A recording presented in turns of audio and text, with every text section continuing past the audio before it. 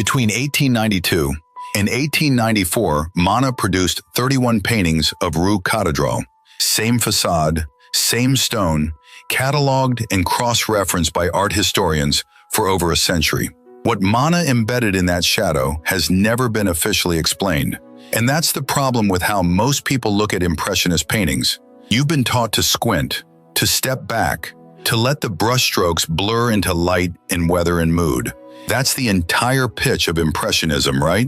Don't look too closely, feel it. But that instruction, step back, is exactly what hides what the painters actually put there. Because up close, the Impressionists were not just chasing light. They were signing, coding, referencing, and occasionally burying things in plain sight that the casual viewer, standing 3 meters back in a museum, will never notice. Here's the cost of missing it. You walk through the Mies d'Orsay, you spend maybe 40 seconds per canvas. You leave thinking you understood Monet, Renoir, Degas, Pissarro. You didn't. You saw the surface they wanted the public to see, the private layer, the one meant for other painters, for patrons in the know, for the artist himself. You walked right past.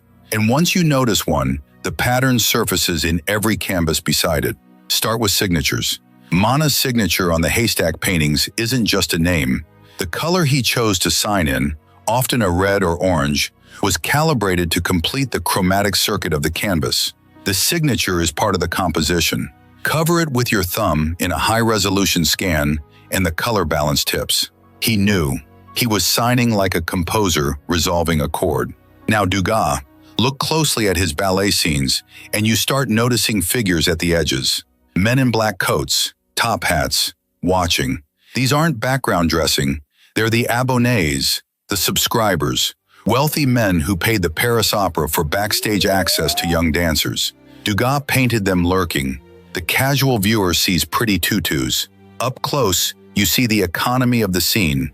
You see who's really being depicted and why. Here's where it escalates. Manet's Olympia. Everyone knows the scandal. Nude woman, direct stare. But zoom into the black ribbon at her throat, the bracelet, the single slipper falling off her foot, the black cat with its back arched. Every object is a code. In 19th century Parisian visual language, these weren't decoration. They were signals about the woman's profession, her status, her availability. The 1865 Salon audience read that painting like a sentence. Modern viewers read it like a portrait, two completely different paintings on the same canvas.